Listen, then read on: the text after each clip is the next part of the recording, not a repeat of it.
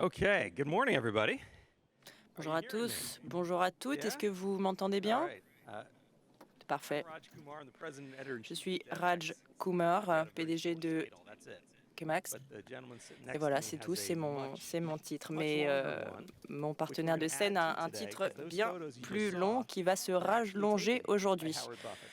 Les photos que vous venez de voir ont été prises par Monsieur Buffett. C'est très impressionnant. Vous étiez sur place, en première ligne, à photographier.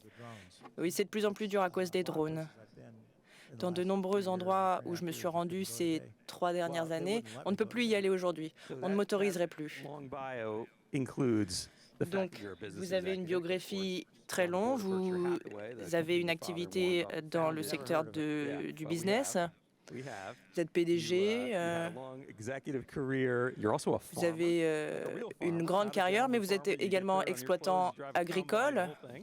Vous conduisez un tracteur, vous mettez un bleu de travail, vous avez été également commissaire, vous avez été un représentant élu aux États-Unis. Votre carrière est vaste et longue. Vous êtes photographe également, documentariste, vous avez gagné un Emmy. Et maintenant, on rajoute à cette liste journaliste et photographe. Vous prenez des photos de la guerre comme on n'en a jamais vu. Non, je pense qu'il y a beaucoup de photographes, journalistes qui font du très bon travail. J'ai eu l'honneur de passer du temps en Ukraine, de rencontrer des Ukrainiens et de comprendre ce que cela signifie réellement, d'être courageux, d'être résilient. Je n'ai jamais rien vu de tel.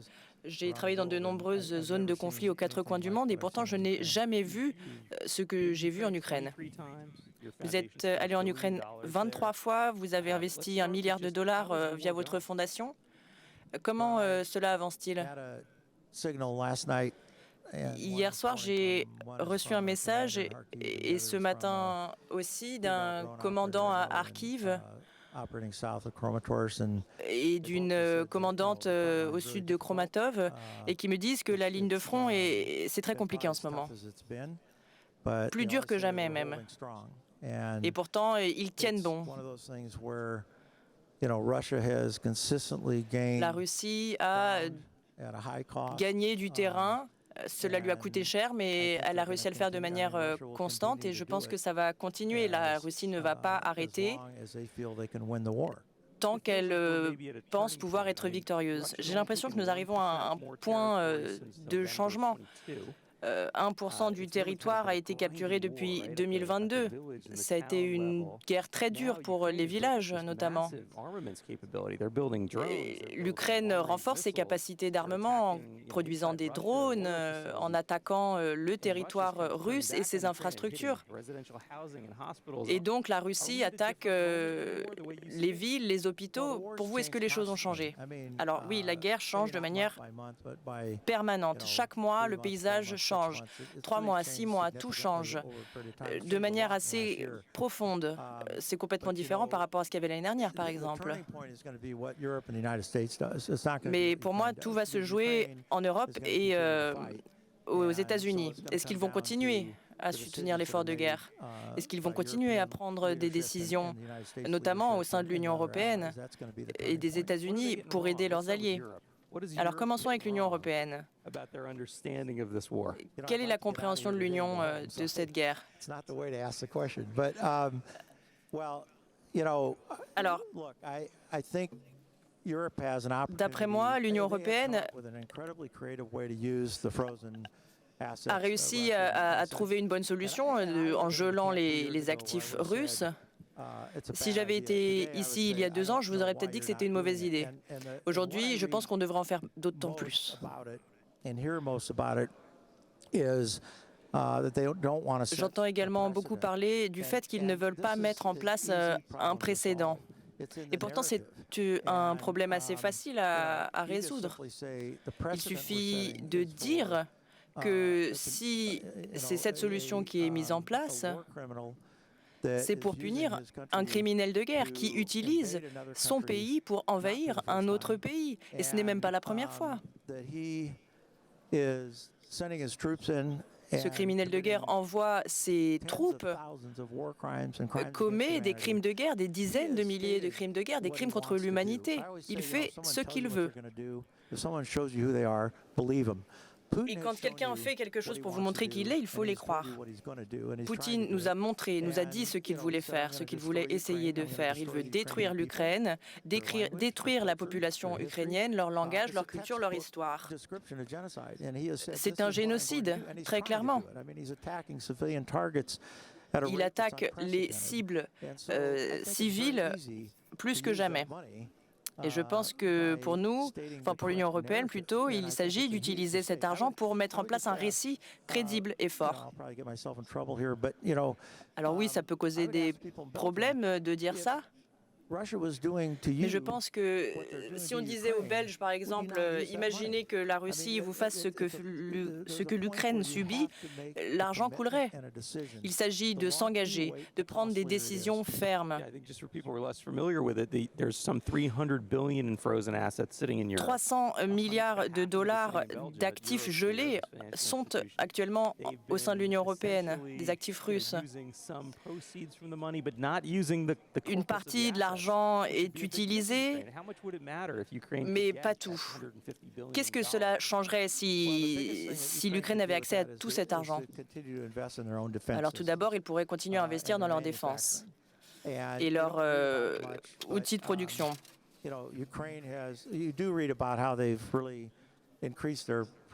On entend parler du fait que l'Ukraine a vraiment augmenté sa capacité de production, notamment en termes de drones, mais aussi munitions, obus.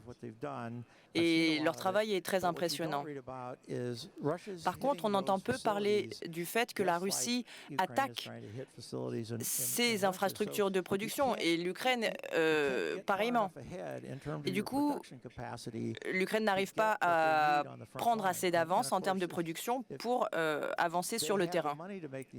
S'ils avaient suffisamment d'argent pour investir, si l'Union européenne et les États-Unis se tenaient fermement aux côtés de l'Ukraine, notamment en termes d'investissement, alors la Russie n'arriverait pas à avancer. Il serait bloqué.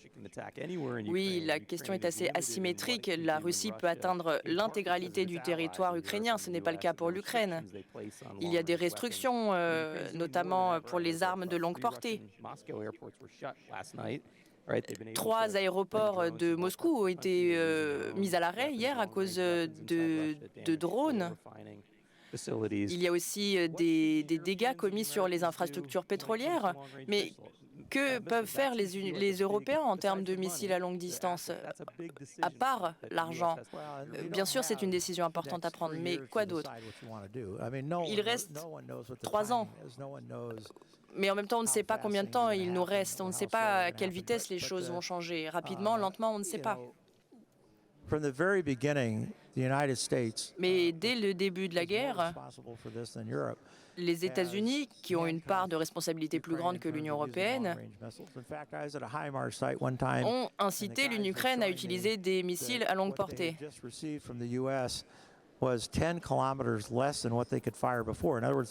Les Ukrainiens ont reçu des missiles qui allaient 10 km plus loin que leurs anciens missiles, accompagnés de logiciels qui permettent de pousser la portée de leurs missiles de 10 km.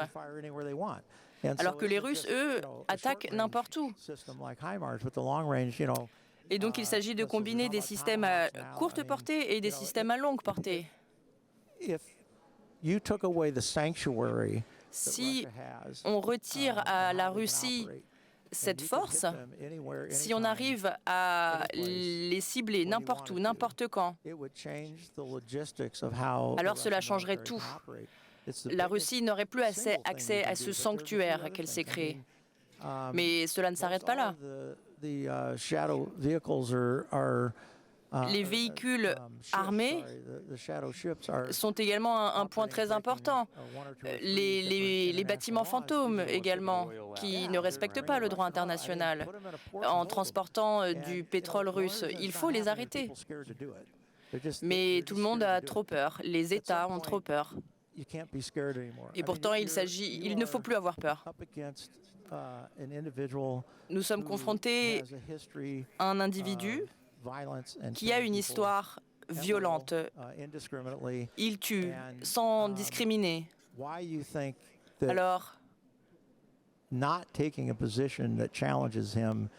il faut avoir une position forte pour l'arrêter, pour arrêter la guerre en Ukraine.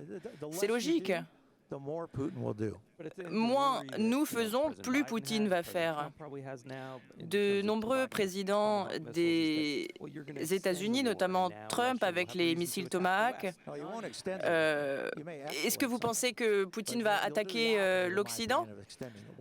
Non, je ne pense pas. Je pense que ce sera tout à fait l'inverse. La guerre va continuer tant que l'Ukraine résiste, et l'Ukraine résistera jusqu'à la fin, jusqu'au dernier soldat. Nous prolongeons la guerre car nous n'agissons pas assez fermement. En termes d'escalade, c'est une question différente. Je pense que la guerre va s'amplifier quoi qu'il arrive. Donc il ne s'agit pas de choisir où on va agir. 2022, la Russie commence à créer une alliance avec l'Iran pour plus de drones. De très nombreux drones ont été utilisés pour attaquer les civils, les écoles, les hôpitaux. Cette relation était toute nouvelle pour la Russie. Ils avaient déjà une relation, mais pas sur ce point. La Russie a également fait appel à des soldats nord-coréens.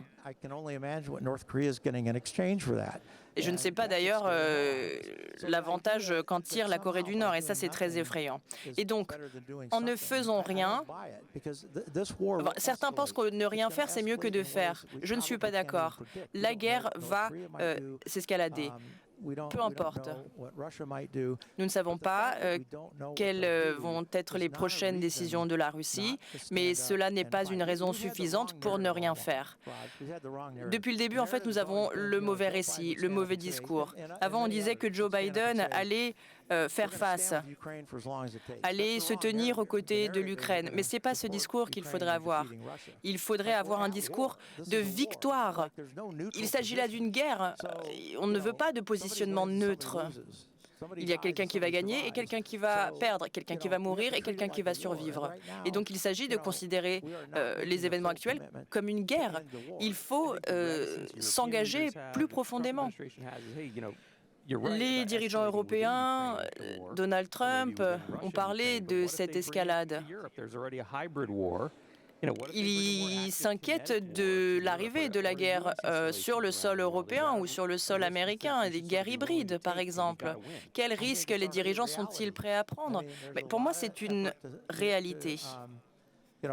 De nombreux efforts ont été faits pour saboter l'Union européenne, des attaques cyber, des actes de guerre en ligne. La Russie teste depuis peu de pénétrer les territoires des pays membres de l'OTAN avec des drones.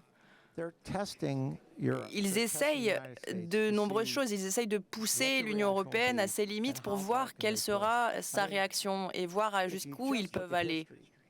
Rien que d'un point de vue historique, c'est tout ce qu'il faut comprendre. L'histoire nous apprend que plus on attend, moins on aidera l'Ukraine à être victorieuse, et plus cela coûtera cher à l'Ukraine. Parlons d'un cessez-le-feu ou d'une possibilité de pause dans cette guerre. Vous pensez que c'est une possibilité? Certains disent quand Trump a dit qu'il arriverait à mettre un cessez-le-feu sur la table en moins de 24 heures. Alors moi, j'espère évidemment du plus profond de mon cœur qu'il y aura un cessez-le-feu. Tous mes amis qui vivent en Ukraine prient pour un cessez-le-feu. Ils ne prient que pour ça. L'Ukraine a besoin d'un cessez-le-feu et la Russie en est bien consciente et n'acceptera pas. Et donc, moi, quand on me parle d'un cessez-le-feu, puisqu'évidemment, tout le monde est pour un cessez-le-feu, pour moi, la question, c'est comment négocier la paix avec quelqu'un qui ne veut pas la paix. Poutine ne veut pas de la paix et il montre bien cela tous les jours. Ce n'est pas la paix qu'il veut. Je vous ai présenté en début de session, mais je n'ai pas parlé de votre côté philanthropiste. Vous êtes PDG de la fondation Howard G. Buffett. Que faites-vous en Ukraine, sur la ligne de front, d'un point de vue humanitaire? Quelle est la situation dans les écoles, dans les hôpitaux? D'un point de vue humanitaire, comment ça se passe? La situation humanitaire est pire aujourd'hui qu'en 2022. Nous avons financé 450 millions de repas, l'accès à l'eau, à l'hygiène. La plupart de ces projets ont été menés vers la ligne de front, vers Soumy par exemple. Mais la situation s'empire. Les gens ne veulent pas quitter leur village, leur ville. Certains sont coincés dans des communautés où la guerre est active, dans des zones occupées par la Russie. Ils ne peuvent tout simplement pas partir. Nous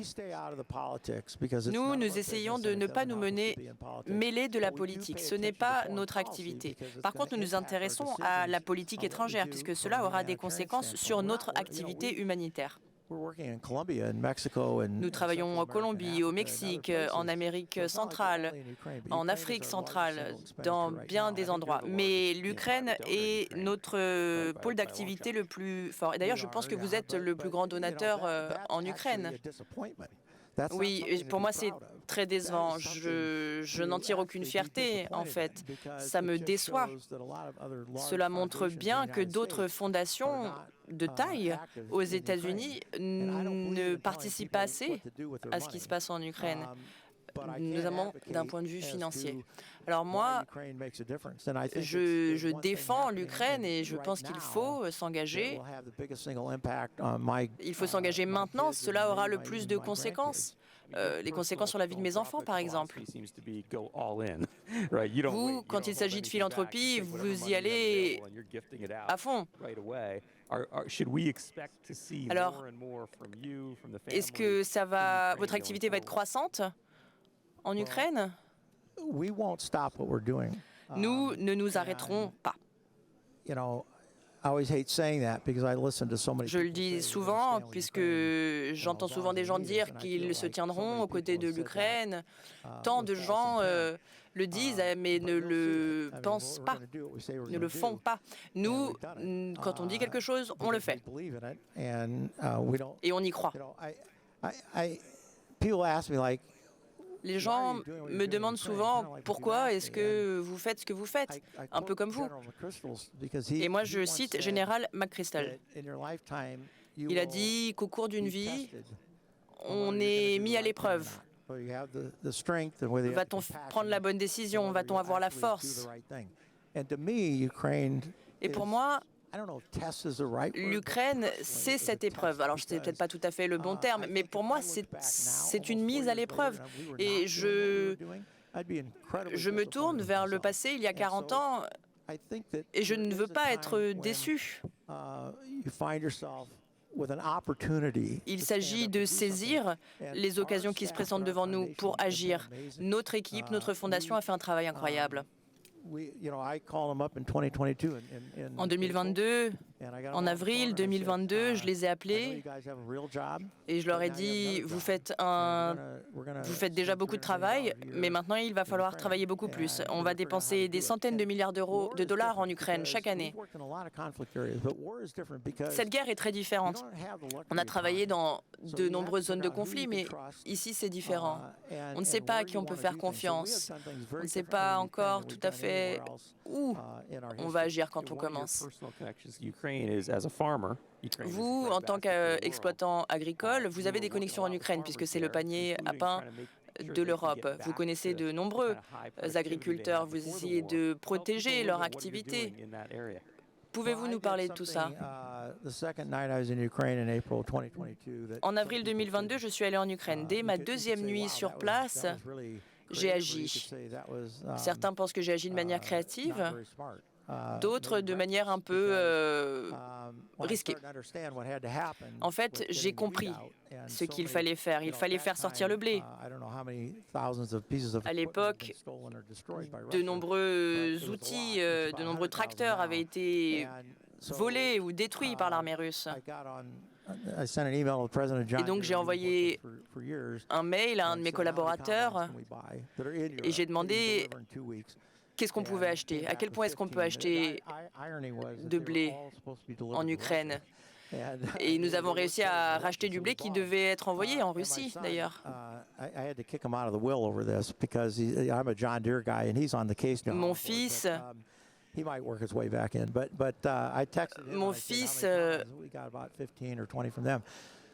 j'ai pu lui expliquer, lui dire qu'on avait acheté 15, 20 cargaisons. Tout ça, c'est grâce aux Ukrainiens, grâce aux agriculteurs ukrainiens. Et donc, nous avons accès à de nombreuses terres agricoles qui sont dans des oblasts en conflit. Et nous essayons juste d'aider les Ukrainiens à faire voyager les récoltes. Ceux qui nous écoutent ne le savent pas forcément, mais l'activité agricole ukrainienne est importante pour de nombreux pays, notamment des pays très pauvres. Oui, nous avons mené d'ailleurs un projet il y a 2 ans, une initiative en lien avec la mer Noire. Je parlais avec des agriculteurs qui m'entouraient et un a dit « Ce projet est fantastique ». Et notre récolte a été fantastique, notamment en terre de maïs. Pourquoi? À cause de la guerre en Ukraine. Et en fait, je parlais avec des agriculteurs qui m'expliquaient qu'il pouvait maintenant vendre son maïs à un prix plus haut que jamais. Et donc la guerre a en quelque sorte rééquilibré les marchés. Mais par contre, on ne peut pas rattraper la production perdue. Et c'est pour cela que de nombreux agriculteurs sont en difficulté. Oui, les prix alimentaires à l'échelle internationale sont très hauts et il ne semble pas y avoir de réduction. Parlons maintenant de mines. De nombreux champs sont minés. Pouvez-vous nous en parler? Nous avons travaillé sur 2 points. Nous finançons de nombreuses équipes avec Halo, MAG, DRC, AFSD. Nous finançons de nombreuses équipes de déminage.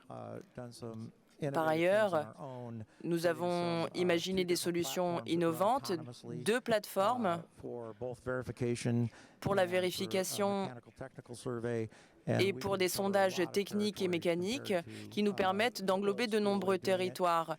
C'est une méthode un petit peu à l'ancienne, oui. Ça va demander beaucoup d'efforts pour déminer. Nous allons déminer autant que possible pendant aussi longtemps qu'il faut. C'est le moyen le plus efficace pour que la production agricole puisse reprendre. Parlons de la reconstruction. On est censé s'arrêter, mais c'est ma femme, la prochaine modératrice, donc je peux dépasser. Alors, on a parlé de l'escalade de cette guerre,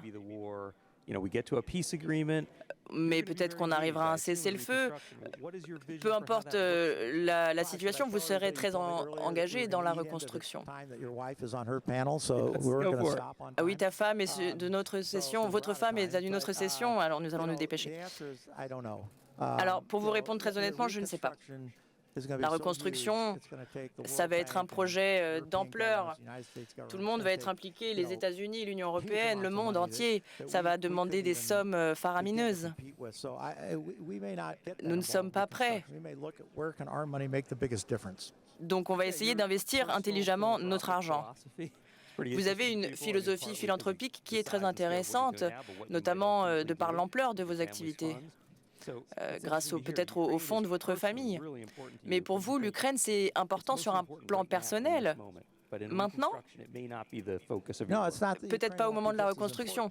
Non, ce n'est pas que l'Ukraine ne sera pas importante. J'ai des amis en Ukraine, certains de mes meilleurs amis. Donc ce n'est pas une question d'importance. La guerre nous permet d'utiliser notre argent de manière efficace. Cela coûte des milliards de dollars de reconstruire et ce n'est pas là que notre argent est le plus intelligemment utilisé. C'est plus intelligent d'investir dans le déminage, dans la production agricole. Et donc nous nous concentrons en termes de financement sur les points sur lesquels nous pouvons avoir un impact concret. Vous avez bientôt 80 ans, vous faites beaucoup de choses, photographie, des très belles photos d'ailleurs qu'on a vues. La photographie devient un élément important de votre vie. Vous y attendiez-vous? Non, c'est vrai que moi, quand je vois des hommes de 70 ans avec leur caméra, je me dis qu'ils devraient rentrer. J'aurais peut-être même pu abandonner, mais j'ai pu aller voir des choses que peu de gens voient. Et j'ai le sentiment qu'il faut montrer cela aux autres. Et pour moi, mon meilleur média, c'est la photo. En effet, une image est plus forte que les mots. Je vois que tout le monde a une copie de votre livre le plus récent. C'est un livre très intéressant avec des images très importantes qui, pour moi, ont changé mon point de vue sur la guerre. C'est comme un aperçu d'un point de vue personnel. Et je vais continuer autant que possible.